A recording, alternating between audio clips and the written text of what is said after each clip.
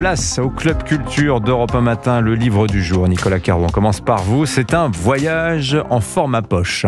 Avec un écrivain voyageur, Julien Blanc-Gras, on le connaît pour Touriste ou Envoyé un peu spécial, des récits de voyage décalés avec souvent la même idée qui en ressort. Le monde et les gens sont fous, mais ça vaut le coup quand même. Et le revoilà avec Bungalow qui sort au livre de poche. Alors Bungalow, c'est du camping ? Non, mais c'est un voyage en famille. C'est d'abord l'histoire du narrateur qui approche les 50 ans, qui est en pleine crise. Il y a des divorces, des cancers, des dépressions qui traînent autour de lui. Sa femme vient de quitter le grand groupe dans lequel elle travaillait comme cadre sup pour cause de burn-out, et donc ils partent avec leurs enfants de 9 ans qui est ravi de manquer quelques mois d'école, tour du monde, parce que comme dit l'auteur, que l'on rencontre à l'aéroport en train de vérifier les dates de validité des passeports, un voyage, ce n'est jamais une erreur. Mais pourquoi faire ?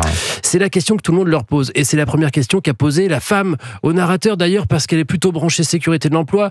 Lui et plus, on verra bien demain. Il a fallu négocier pour les bagages. Lui, il peut partir un mois en Afrique sans enregistrer un bagage en soute. Elle ne part pas sans son beurre de karité. Ils sont là bien sûr pour retrouver le temps de vivre et échapper au rythme moderne, mais ça commence mal puisque le premier avion a du retard. Alors on court pour attraper le deuxième, du stress contre du stress. C'est nul, mais enfin ils arrivent à Bangkok d'abord et on entame le voyage avec eux, dans la tête du narrateur qui raconte les situations, mais qui donne aussi ses considérations sur le voyage et sur le monde. Parfois il écrit une phrase en contemplant le paysage. Le bonheur, c'est être en mouvement avec ceux qu'on aime, par exemple. Et puis il raye et il écrit « Le bonheur donne envie d'écrire des sentences niaises ». Voilà, ça, c'est vrai.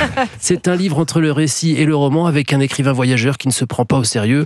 On rit beaucoup, on se balade aussi, on flâne, on pense et on apprend à être surpris, comme il dit. En épigraphe du livre, il y a ce dialogue entre Alice et le chat dans Alice au pays des merveilles. Pourriez-vous me dire, s'il vous plaît, quel chemin dois-je prendre pour sortir d'ici ? Cela dépend beaucoup de l'endroit où tu veux aller, répondit le chat. Peu importe l'endroit, dit Alice. Alors, peu importe le chemin que tu prendras. Tous les récits de voyage sont résumés là-dedans, j'ai l'impression. La Bungalow de Julien Blanc-Gras au livre de poche. Merci Nicolas Caro. Être branché sécurité de l'emploi. J'ai beaucoup aimé votre formule.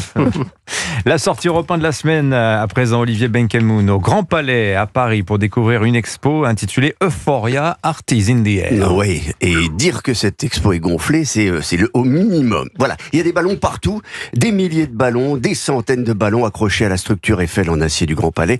Ça va du plafond au sous-sol où règne même en majesté la plus grande piscine à boules du monde. Eh oui.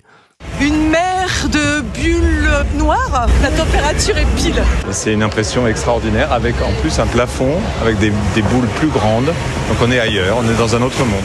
Oui, dans un autre monde génial. Au total, il y a 4000 m² d'exposition, d'installations immersives. Ma préférée, alors la pièce tornade. C'est une tornade de ballons et vous êtes au milieu, il y a de l'électricité statique et vous avez les cheveux en l'air. Mais en tout, il y a une vingtaine d'installations très différentes. Par exemple, j'ai rencontré Armelle sur une balançoire entourée de globes de lumière qui montaient, qui descendaient. Voilà, elle s'amusait comme une folle. On est dans une sorte de sphère avec des balançoires blanches et puis au centre, il y a plein de petites lumières blanches qui viennent s'éclairer les unes après les autres.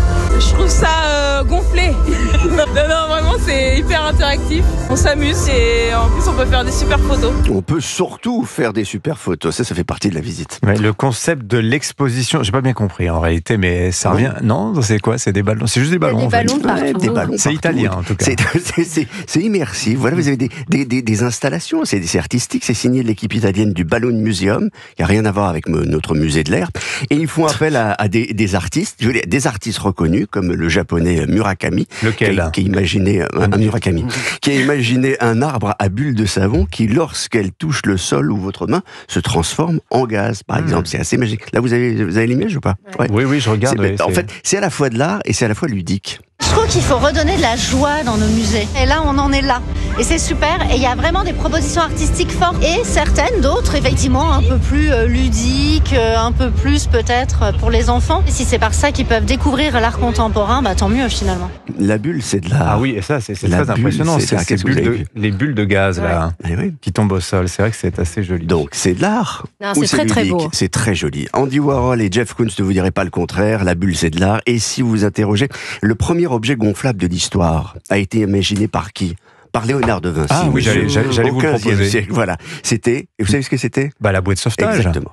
Formidable. Euphoria, Art is in the Air. J'étais sceptique, vous m'avez convaincu d'y aller. Non, c'est vraiment très bien et les enfants vont adorer. C'est au Grand Palais jusqu'au mois de septembre à Paris. Merci beaucoup Olivier Benkemoun.